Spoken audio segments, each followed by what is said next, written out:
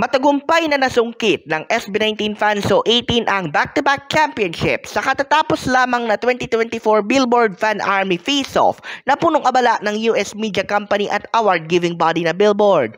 Base sa final tally ng official votes na natanggap ng Mabuhay Radio News ngayong Biyernes ng umaga, nakuha ng 18 ang 56.3% kontra sa 43.7% ng mga navies ng global superstar na si Rihanna na nakilala sa mga awiting Umbrella, Diamonds at Work.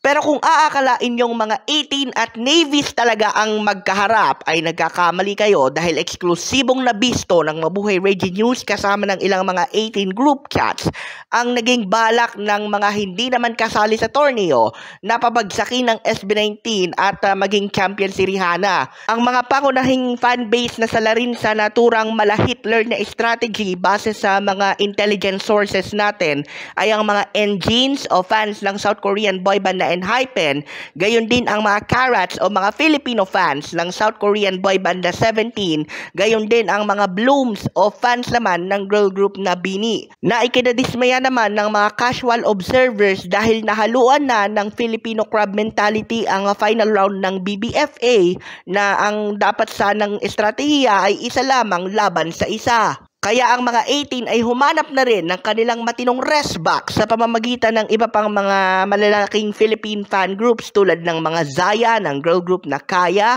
mga Bullets ng G22, mga Anchors ng Horizon, Magiliw ng Alamat, at mga Cocoons ng Yara at mga tagahanga rin ng New ID. Dahilan upang pumalpak ang plano ng mga Engines, Carats at Blooms. Ngayong Biyernes nga ay wala na halos ikaw makikita na trace ng kanilang mga screenshots dahil tila nabahag ang kanilang buntot dahil sa pagpalpak ng kanilang pinlano.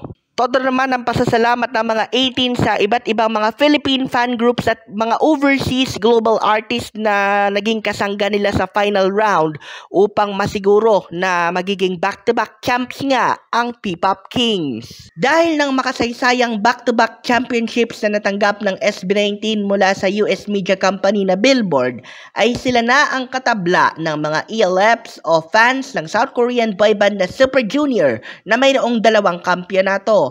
Nangunguna naman bilang 3-time champions ang mga queens ng South Korean girl group naman na T-ara.